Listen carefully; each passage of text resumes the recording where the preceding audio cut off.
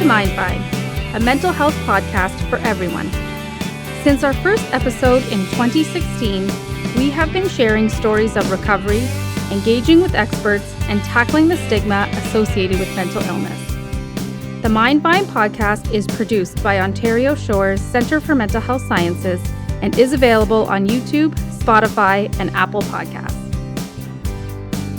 Welcome to the Mindvine podcast. My name is Daryl Mathers, and I'm your host for this special episode where we have a member of the community, the larger community, but also Ontario Shore's community, who's closely associated with our foundation and a lot of other things going on around town. I'd like to welcome Amanda Grant, a fitness coach and mental health advocate. Thank you very much for having me. It's great to have you here. Your story, you tell a lot of your story on social media and bits and pieces. You've done work with the foundation. Maybe just tell us a little bit about the start of your mental health journey. So I've struggled with my mental health my entire life, not realizing it, of course, but actually once I did my treatment here, it was really where things started to come out in terms of different limiting beliefs that I had and daily patterns that I had, behaviors. I always knew that I've been medicated for a very long time. I've always struggled with depression and anxiety. From a young age to having that anxiety, I grew up as a dancer. I would cry before every single time I would go on the stage. And that was how I coped with my stress, my anxiety. And back then, we didn't have the tools or the resources. My mom and dad didn't have the tools and resources to be able to really recognize it. So I kind of just grew up just kind of thinking that was how I was. And I was emotional, and I, had a hard time controlling my emotions. I had a hard time, making friends and being social and being, constantly judging myself. When I was 18, my brother took his life. He died by suicide, struggled with depression as well as, but really masked it. And that was a big eye-opener for me to really understand that this is an illness. My brother suffered, I'm suffering. What do I do now? But at the same time, when I lost my brother, I really hid behind his story. And I became an advocate for mental health because I wanted to share his story and let people know that, I don't want you to have to go through the same thing I went through having to lose my brother. And so I'm going to start talking more about mental health. At the same time, though, I was struggling, but I wasn't courageous enough to open up. I wasn't brave enough to let people know that I also suffer from depression, anxiety. And it really wasn't until the pandemic that I, was able to kind of take a breath, stop, because I really used distraction and working as a coping mechanism. Doctors continually tried to give me different medication that would help me kind of live my life and try to be able to get the day-to-day tasks done while I was still dealing with my depression. But really when it hit me really, really hard was the pandemic. But even prior to the pandemic, big life changes and big events happening, I never felt I had the skills or the tools to know how to cope. And so I would have a lot of suicidal ideations, ended up on a form because it was in my family history that I had lost my brother to suicide. And so knowing that there was that family history, was right away put on a form. A couple times I was admitted to the hospital, and it was really the last time in 2019, just before the pandemic. And I said, this is it. I don't want to be in this room anymore. I don't want to put my family through this anymore. My mom and dad have lost a son. How am I going to put them through this and lose a daughter? My sister is like, Amanda, please, we need to come up with something. There's more help out there. There has to be something else out there, and it can't just be medication. And that's really what triggered me to take those next steps and say, what else can I do that's going to help me to handle my depression and anxiety, and how can I learn the skills to cope with it?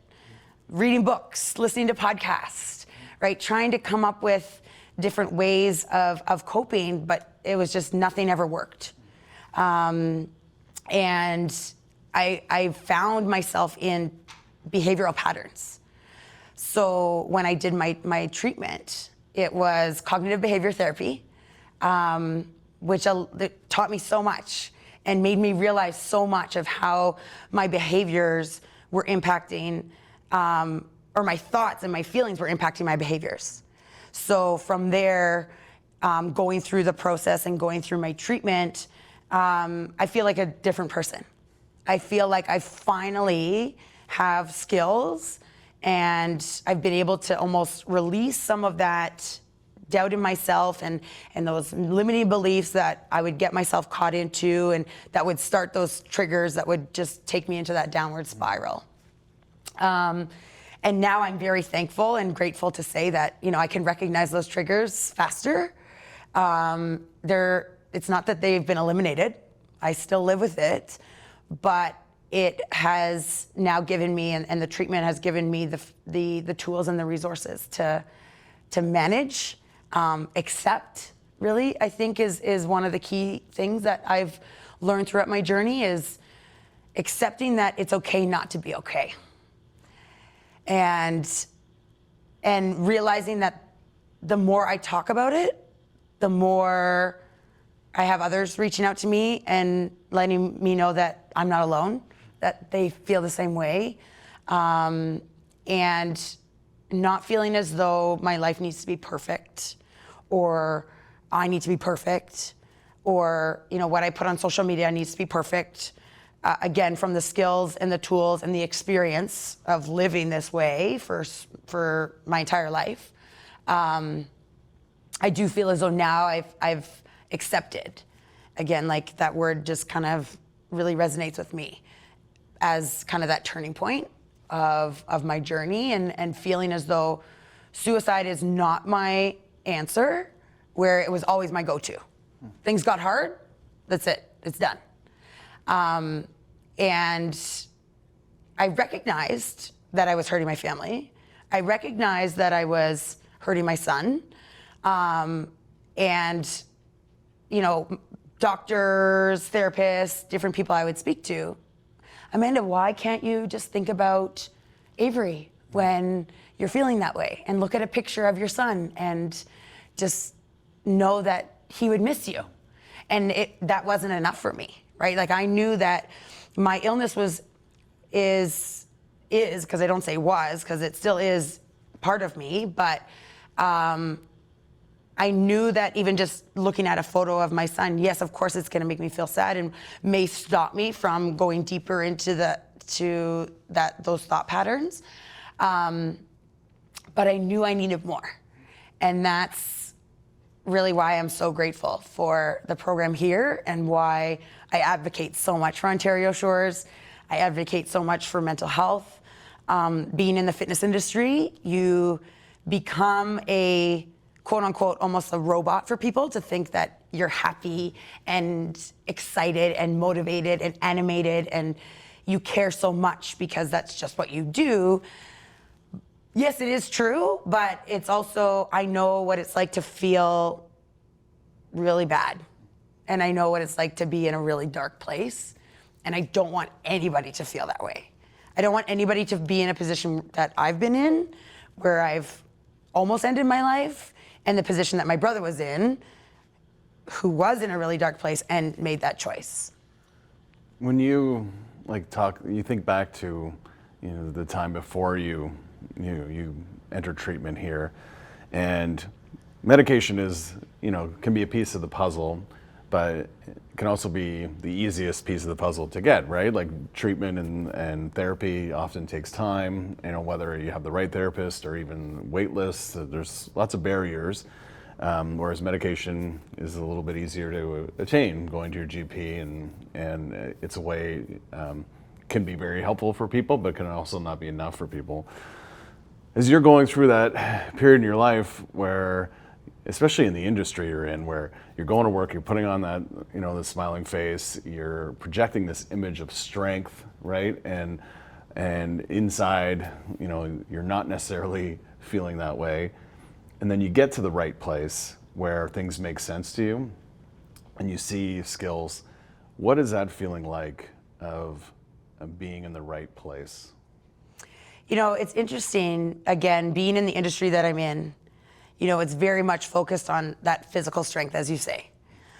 And my goal that has been part of my journey is knowing that fitness and exercise have become a coping mechanism for me as well. Knowing that those endorphins and the serotonin that's secreted during a workout help me feel better. And being able to recognize that, there's a parallel between physical and mental health. And really being open to that parallel and knowing that they go hand in hand. And I use that now with my coaching. And I remind people, and fitness is such a metaphor for life, right? And knowing that, you fight through the tough times and it makes things stronger. And sometimes it's just a matter of like getting your mindset in the right place to know that you can get through it. And I've really, really established that connection and helping others as well to establish that connection. Seeing even that transition with my own clients and myself of, maybe coming into the gym, you're not feeling so great. You get that workout in and now your mind's clearer. You're feeling better. You feel as though there's hope, right? And there's so much that resonates in that sense of physical and mental well-being, and the importance of both. And that, going to the gym is not just for your physical being, that, moving your body is not just for your physical being, and recognizing that, movement is life, and getting you moving, helping to kind of get you into that different environment. For myself as well, how many times have I come down here just to walk on the trail by the water, right? Knowing that it's like a place to come and I don't have to think, I don't have to talk, I can just be by the water, along the trail, and it helps to kind of put things back into perspective and feel as though, okay, I can do this, I can make it. It's a little bump in the road, but I'm gonna take that next step and come back stronger. Being in the industry you're in, where you're dealing with people, right? How did that factor into your decision to be so open and honest about what you've gone through, right? So people will disclose, mild to moderate, maybe depression and anxiety. Not very many people, talk about, feeling suicidal or, hospitalizations. So how did you come to the place where you were just gonna let it all let it all out? Well, part of me is that performer where I love being able to inspire people. And when I go to work and I train my clients, they know that it's an open book with Amanda. It's, when she's having a good day and when she's having a not so good day. Almost to the point where, people have said, Amanda, tone it down a bit. You don't have any filter when you talk. But at the same time, I've learned that sharing what my intention is behind the information is what's important. And if I'm going to try to encourage other people to be more open about their mental health, then I have to lead by example. And, you become the change you want to see in the world. And my goal with being so open about my journey is that more people will become more open about their journey and may seek the help that maybe they've been too nervous to seek, or talk to somebody that they never thought that they could talk to. And at the end of the day, if it saves a life, that I've done my job. We were talking, earlier about, the pandemic and your journey at Ontario Shores through the pandemic, and how, we all, as the collective we, during especially the early days or even the first year of lockdowns and everything to do with the pandemic, that we were all feeling, a certain level of anxiety, and certainly many people would have experienced some form of depression. But that it might have been really challenging for somebody who already has those things, right? Who's already living with anxiety and depression, then all of a sudden the world's changing. And so what was that like for you, where the world is finally maybe starting to feel the way you have most of your life? Yeah, and that was, it sounds the way that I felt when the pandemic hit. It was almost like a relief for me, because I finally felt like I wasn't alone. And I finally started hearing from people things that I've been feeling my whole life. And recognizing that, knowing that I wasn't alone for the first time was almost a weight off my shoulders, to think that, okay, I'm not the only one. But up until the pandemic, it was still, and it still is, like that stigma was still there, that, if I said anything about my depression or anxiety, there was the judgment. There was, the friendships and clients and like personal, professional relationships that would be impacted because of my openness around my depression and anxiety. That during the pandemic, going into that isolation, again, it was a bit of a relief for me, because I had a chance to be able to sit and breathe for a second. Again, being in an industry that's constantly grinding, it was tough. It was tough on our industry as well.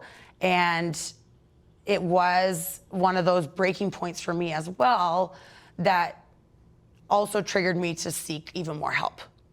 Because I did, again, for the first time in my life, have the chance to recognize that there were patterns in my behavior that I couldn't mask anymore, because I wasn't working.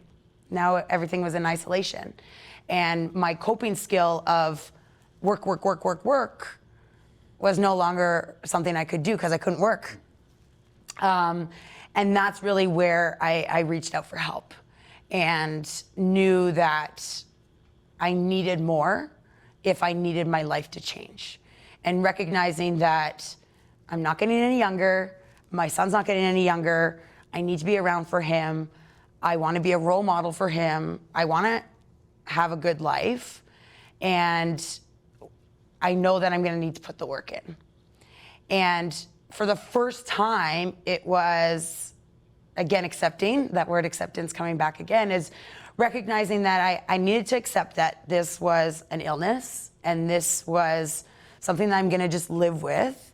But the pandemic, creating that position for the majority of the population now, allowed me to even be more open about it, because now I could relate to people. Whereas before, I never felt like I could relate to anybody, because it was just like, oh, she suffers, and leave her alone, or whatever else.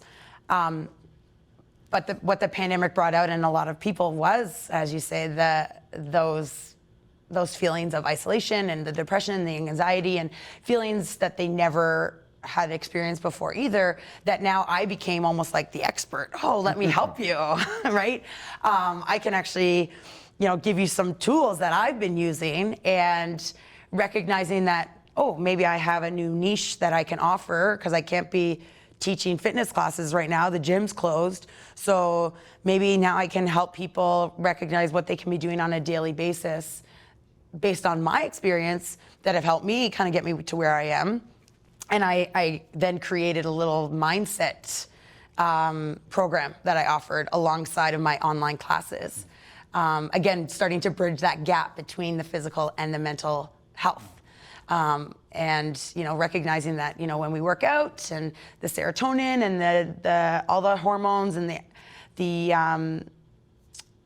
everything that's secreted in the brain, when you work out, and then recognizing how that then relates to, your day-to-day and your mindset and the choices that you make.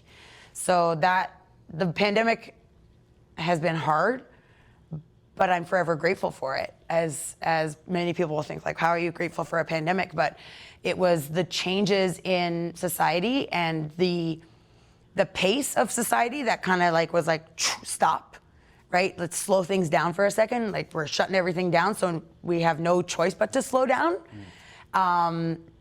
That was a gift for me. It was an opportunity for me to realize that I didn't have to work 24/7 to be able to survive.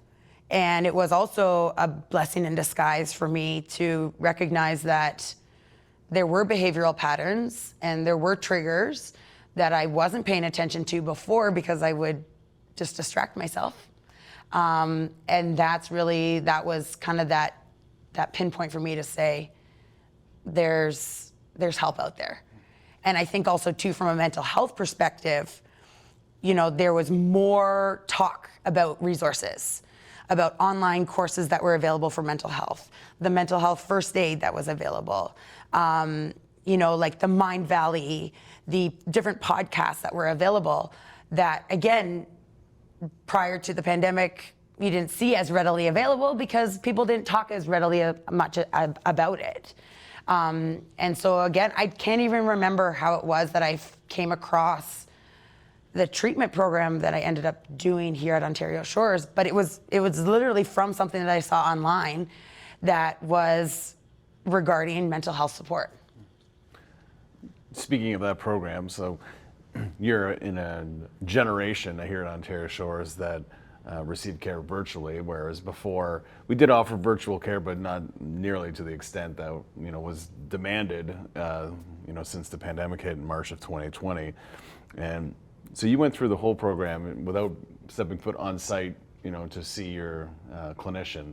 What was the experience like? Maybe I'll back that up a bit.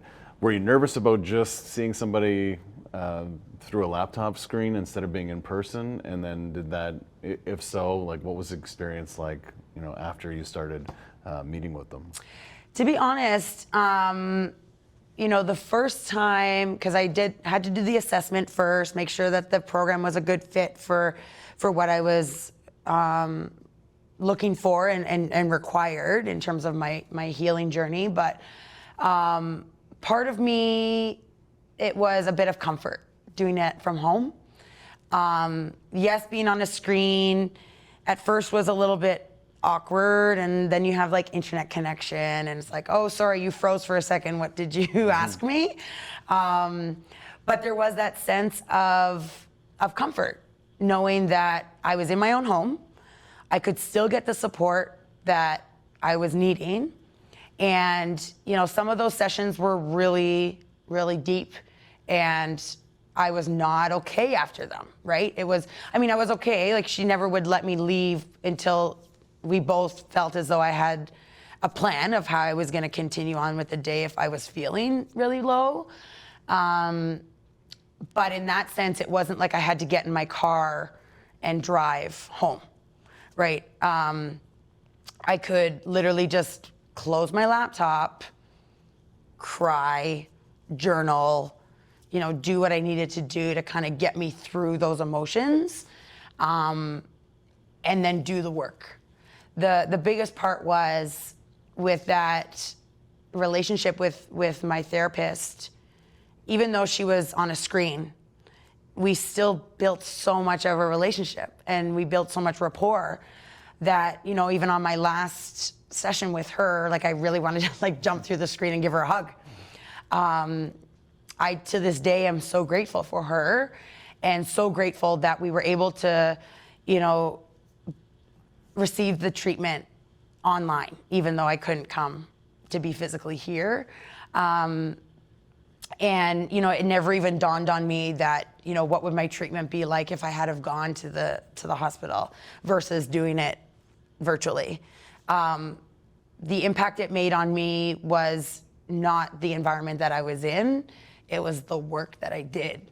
And the constant reminders of what's my focus going to be this week? The accountability, again, there's so much parallel between what I do with my clients to reach their fitness goals to what she was doing with me to reach my goals mentally. You know, and just, again, having that accountability, knowing I was going to meet with her every week, you know, doing my scales every week to kind of check in on how I was feeling. And that's how we started every week, and going through the different resources to use that measuring, that the tools to kind of measure where my progress was, you know, like on a scale of 1 to 10, how am I feeling? And again, these kind of questions I ask my clients too, and when they're coming into the gym. So it was more so, again, as I said, it was more so the relevance of the information that I was learning that made the impact more so than the environment that I was in. And I do feel as though, you know, being online and on Zoom, you know, just seeing her, I don't even think it was on Zoom actually, but one of those online platforms, whatever it was. But just, again, knowing that I had her support, knowing that I could, you know, have that hour to dedicate to my mental health. And it didn't matter how busy my day was. It was 11 o'clock on Friday mornings. That was my time. And part of my treatment was even coming up with a plan of how I'm going to continue doing that on a weekly basis, and not just relying on Friday mornings at 11 o'clock with my therapist. Once the 12 weeks was over, okay, now how am I going to pivot this into real life? And how am I going to now do this on my own? And what I appreciated so much about the treatment was that was part of the treatment, is how are you going to learn? How are you going to live? And how are you going to be able to adapt and utilize the tools and the resources that we've gone through over the course of the 12 weeks to cope and live day by day, not having to rely on my therapist to kind of dictate my feelings and behaviors, and knowing that I did have the tools, and knowing that, you know, I had my workbook and I had things, you know, all flagged, and, you know, I was ready to write my own book based on that experience, knowing that, you know, if more people had these tools, how different the world could be. Well, I was just going to ask about, because your journey, you know, extends over years, you know, like the loss of your brother and the impact on that, and impact of that on you, and, you know, dealing with it in different ways, but it sounds like, you know, finally you dealt with it with the way that you needed it to be dealt with. But you explore a lot of those things, I'm guessing, as you're going through, you know, treatment, all the, you know, the different peaks and valleys of your life. What did you learn about yourself, maybe from the time that you lost your brother, you know, and then going, you know, that large period of time between that, you know, a tragic event in your life to reaching, you know, the point where you're at today? You know, as I said, like, it was, one of the breaking points for me during my treatment was when I realized I had to stop hiding behind my brother's story. And that for the past 20 years, I've told my brother's story as a way for me to cope, and also recognizing that it was a healing part of the journey, and again, not being ready to share my story about me personally, but that I could still get the message across that mental health was important, that, you know, people knew what happened with my brother, so I could always fall back on that story and talk about, you know, what it's been like losing a sibling, and, you know, what it's been like knowing that, you know, he had mental health and mental illness, and you know, obviously, like, ended very tragically. But I was 18. I was very young, and we were also in a very different stage with society when it came to mental health and suicide, even to the point where my parents were very ashamed, wouldn't even tell people actually what happened, right? Because there was still so much of a stigma around mental health and suicide, and just knowing that, again, that judgment was still there. And just knowing that over the years, the conversation becoming more and more normal. Again, this is where I thank the pandemic to make the conversation a little bit more normal, because more people were recognizing that it's okay not to be okay, and it's okay to have those moments that are a little bit harder, and myself included, that I didn't need to kind of put this mask on anymore of let's just put the show on and we'll just figure it out in the background. You know, it was a breaking point for me to kind of recognize that if I stop hiding behind my brother's story and actually start sharing my story, it makes me feel that I can make more of an impact. It helps me with my own journey to be able to talk about it. And it also it goes hand in hand with the reason why I talk about it so much, and the intention of creating a conversation that isn't so uncomfortable, or allowing people to be comfortable being uncomfortable. And that's a saying I say to my clients when they're working out, right? Like, be comfortable being uncomfortable, you know, like push through those last couple of reps and you'll be ecstatic with what you can actually accomplish. That's how you get results, right? Exactly. And that's really where I was like, wait a second, this is what I need to be doing for myself, and recognizing that this is life, and we all have a story, and we all have been through various events in our lives, and making it more normal to talk about those events and to talk about the skills and the resources and the tools that are available for everyone. It's not even having to be on a wait list to do a program. Yes, wait on the wait list for sure, because the programs are incredible. But knowing that there's so much out there that can help.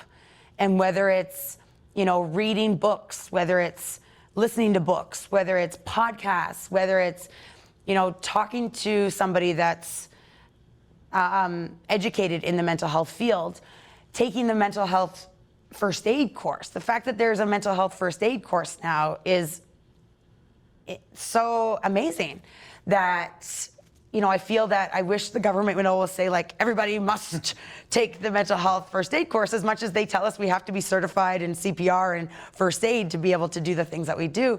Well, let's also create that normalcy in mental health, in knowing how to help somebody, in knowing how to have those conversations with people, and being able to respond and provide that support to somebody that might be in a crisis or might be in a position where they feel alone. And, you know, it's one thing to say, reach out if you're feeling sad. Well, that's the last thing I want to do. You know, when I recognize that I'm feeling depressed, or I'm having an anxiety attack, or, you know, any of those triggers that kind of bring me into that downward spiral, the last thing I want to do is be around people. And the first thing I do is isolate. And even when people reach out, you know, I recognize that I push them away, or I won't respond to the phone, I won't respond to text messages. And knowing that I'm probably not the only one that feels that way. And so when people tell me, like, you know, it's okay, let me know if I can help, you know, if there's anything that anybody can do to help, is check in on your friends, check in on your family members.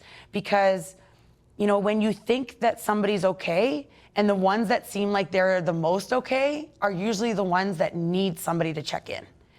And because of what I do for a living, and constantly checking in with clients and constantly being their cheerleader and pushing them through those moments, you know, it was almost like, well, she's fine. How does she struggle? She's so good at making sure we're okay. How come she can't make sure she's okay for herself? And that was really hard, right? That was really hard to almost feel like a bit of like imposter syndrome of, oh my goodness, like, yeah, if I can help everybody else achieve their fitness goals and help them with becoming stronger and more comfortable with themselves and, making fitness and movement part of their daily activity, I could use those same principles with my own daily routines and my morning routines that will help me with my mental health. If we can put that much into our physical health, then let's make it normal for our mental health. And, when I see things like Mind Gym, I love that stuff because it's like, yes, finally, like there's somebody else who recognizes that this needs to be a part of our health. Our overall health and well-being is not only just your physical health, but your mental health as well. And, putting kind of all those pieces together of, when you move your body and you get those endorphins and the serotonin and the dopamine and the different chemicals and the hormones in your body that help you to feel better. Well, then now what happens? Now you start to eat better. Oh, now you start to have more energy. Oh, now you start to think clearer.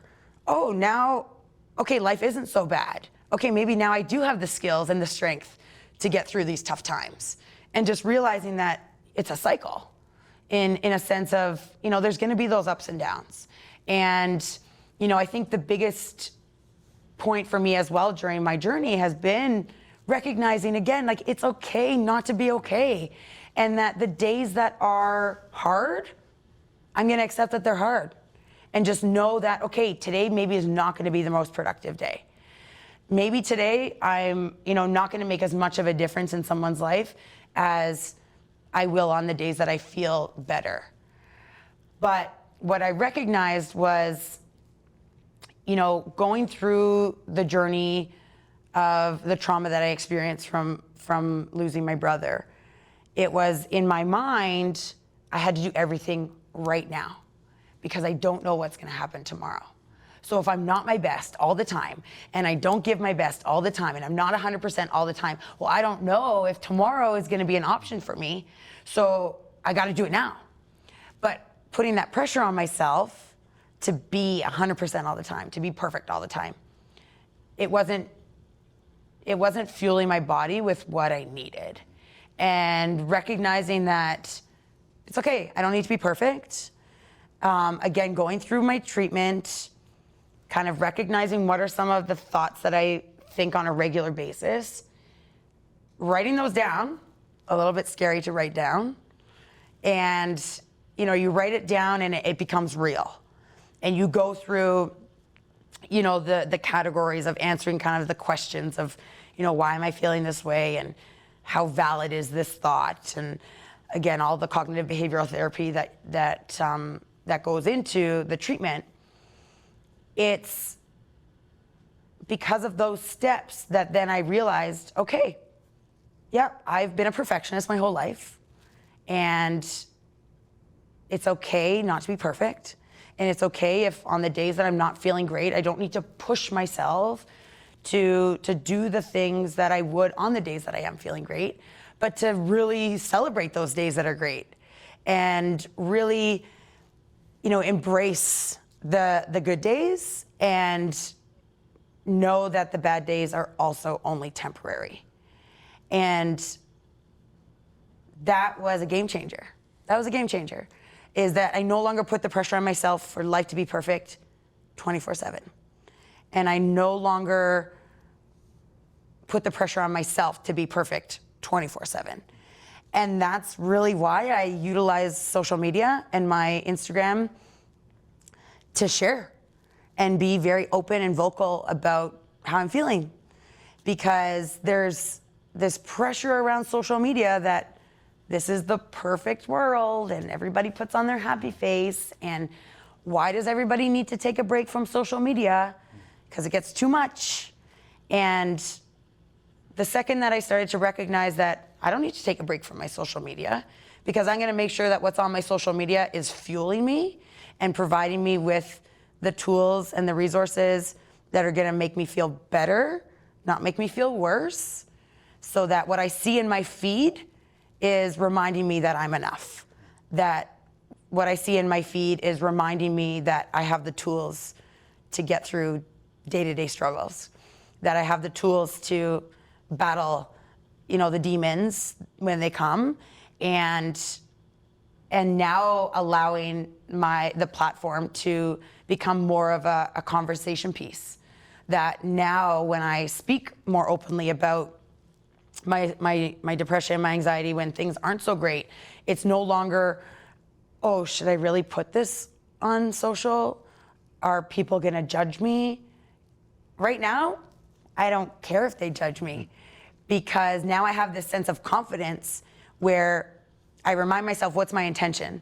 Well, my intention is to make the world more accepting of people's stories, and accepting their mental health, and accepting that there's good days and there's bad days. And let's talk about both. Because if we can talk about both, maybe it will then resonate with someone else who then will talk about both. And the story and the conversation no longer has to be uncomfortable. And just as much as we talk about our success and our achievements and proud mom moments, well, I'm also going to talk about those proud moments that I have now where I overcome my doubt and my insecurities, and those small wins of, okay, I stopped myself from going into that downward spiral and feeling as though suicide was my answer. I've now made the choice that suicide is not the answer. I have my medication that keeps things kind of level, but I also now have tools and skills, including confidence, that I can handle the hard stuff. And I can, battle through those moments that may have been those triggers for me to say, this is it. To now either step back and say, okay, this is not a good day. And or, think about and go back to my workbook I got all those pages flagged, go back to that workbook and do some of the exercises. And I think that was an important thing for me, is that it was time in my journey for me to make those steps. It wasn't just going to therapy, talking to someone for an hour, and then leaving and going back to life. It was the therapy now, and the treatment now was, oh, I have homework. Okay, I have work to do.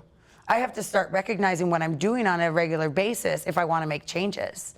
And that accountability and that awareness on a regular basis, on a daily basis, now taught me that there is a way to change the path in my brain. And I'll never forget that, my therapist drew a little picture while we were, even on Zoom, she drew pictures, right? She got her little whiteboard out and drew like this line and said, like, look, this is the path. Like, this is the neural pathway in your brain. And this is what it's thinking right now. This is the only direction that it needs to go. And what we're going to do throughout the treatment is kind of know how to change that path.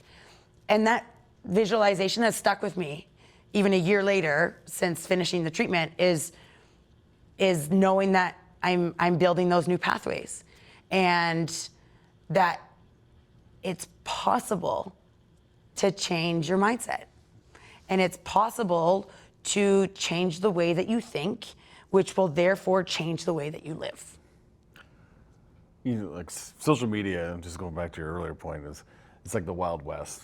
And I don't think it's research and any medical opinions have not caught up with what's going on out there, and the impact that it has on our collective mental health, and how these companies are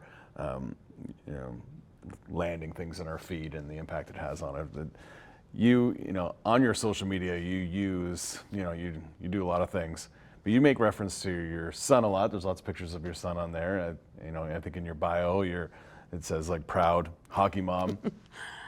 He's looks like a teenager, right? How do you deal with what you do there, and the changes you want to make personally, and then the legacy you want to leave your son? Like how do you manage mental health and raising a son in today's world? Well, it's interesting because, again, when I had him, and so the crazy part was I had him 3 years after my brother died. And he is the replicate of my brother, which, for my mom is like, he kind of filled the void. But then there was also this thought of, I'm going to have to tell him why his uncle's not alive. And again, this was 16 years ago, where things were still very different. And I was scared. I was nervous to tell him what happened. And again, just around the stigma, around the information, the education around mental health, and in myself and in society, that, as he grew up, I tried to hide it, but obviously he's a smart kid. He knew that I struggled. Obviously when he was younger, it was more confusing for him than as he got older and could see that, okay, mom struggles, she's having another tough day. When I ended up in the hospital, it was still, kind of masked of, mom's sick, you're gonna stay with your dad for a couple of days. And then coming back, and normally when I would come back from the hospital, my mom and dad would stay with us for a couple of days, make sure that I was settled and could be a mom again. But I think that made him a stronger kid. And I held a lot of doubt, or a lot of guilt, I should say, for a long time, that I felt like I would, again, limiting beliefs of, I'm such a bad mom because I can't care for my child, and I can't take care of myself, so how am I gonna be able to take care of my child? And I don't wanna lose my child. I don't want somebody to think that I'm not well enough to be able to be a mom. And now that he's 16, we've had the conversation about Uncle Jeff, and the conversation about mental health is a little bit more normal in school than it was even when I was in high school. But even just having like Bell Let's Talk Day, and that initiative, just to get people talking, right? And I always have said to him, listen, we don't need to wait for just one day to talk about it. We talk about it any day. Just like we don't wait to talk about my brother just on the day that he passed or just on his birthday. We talk about him, and we talk about his story, and we talk about memories day to day. There's pictures of my brother all around my house, so that I can have those reminders of him, so that my son can see him, and know that mental health is health. And this is part of being a human being. And that what my goal is with him is to help him create that conversation that doesn't feel so uncomfortable. And being 16 and being able to have that openness around, yes, my mom struggles with depression and anxiety, and, she's had to get treatment. I'm so proud of him because, sometimes he kind of takes that parental role. And I'm like, like watching me struggle has made him stronger. And, as much as I'm like, oh my goodness, like I'm such a bad mom, this poor kid, he's lived such a hard life. Now I almost feel like, okay, at least he's learned from my mistakes and from this journey, and kind of seen me that, he has that empathy to, I feel like, well, now he's like, his wife will be so well taken care of. He's a good friend to his peers, to be able to, have those conversations that, again, maybe other kids are nervous to talk about. And yeah, it's uncomfortable, I'm sure, for him too at times where he's like, Mom, you're so embarrassing. I mean, he says that even just when I'm happy, not even just when I'm sad, what right? you're talking about. Exactly. But, he's a teenager, right? But it's like, if it's gonna get more people talking, and if it's gonna get you feeling more comfortable talking about it, then that's perfect. And you're a teenager. Yes, you're gonna have those moments where you think you're so embarrassed by your mom, and that's okay.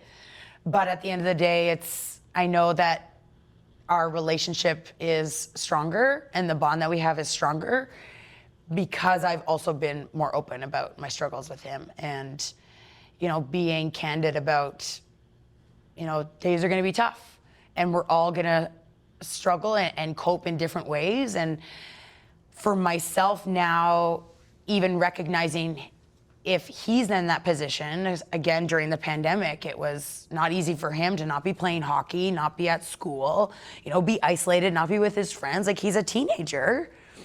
Then it made me also realize that, we need those tools also for parents to be able to recognize those triggers in their kids, right? That my parents didn't have that education. They didn't have the tools to recognize, to know when to ask for help or to have somebody check in on my brother. If I have those moments where I see something in him, again, maybe I overthink it, but it's more so now that, okay, if he's not going to talk to me, then I'm going to reach out to his coach, or I'm going to reach out to a friend or family member that maybe will check in on him, that he's not like, oh, Mom, why you always have to ask me these questions, And so it's almost like my journey and my skills that I've had to adapt through this journey is almost giving him those skills, and also knowing that there's help, making sure that he knows that he's not alone if he's feeling depressed, or knowing that he can talk to people, whether it's myself, friends, coaches, family members, whoever it is, that maybe the conversation doesn't have to be so uncomfortable. I think, for this generation too, like, for them to see that life can be messy, sometimes, and it's not just from a mental health perspective, just life in general can be messy. Will hopefully give them tools to be able to cope, or at least be able to have those conversations versus things being shrouded in secrecy and then discovering years later that person who died, they actually committed suicide, which is my generation, right? Finding out, why that person went missing, or why they're no longer in your life, and you find out 15, 20, 25 years later, right? Whereas, your son and others living it and being exposed, I still think there's lots of work to do. We're really good at talking about mild to moderate mental health issues, but some of the messier ones, we're still not there. Heavy stuff. Yeah. But hopefully this is progress, right? And hopefully your son will go into that being able to have conversations versus not understanding what's going on or being able to recognize that. Well, and one last thing, first thing, thank you for being so honest and about your story and your experience. As I mentioned, you are in the health industry. You're a good follow on Instagram. So how can people who want to connect with you, how can they do that? Yeah, so they can find me on Instagram. My handle is Manders Vibe, or you can just search Amanda Grant. And feel free to reach out. I'm on Instagram all the time, both for myself and for my business. But send me a DM. Reach out. Let's make this a conversation that's normal, and any support that I can provide anybody, help to guide you in the right direction, I would be more than honored to be a part of. Well, thank you very much for being a part of this, and all the best moving forward. Thank you very much for having me. It's been a pleasure.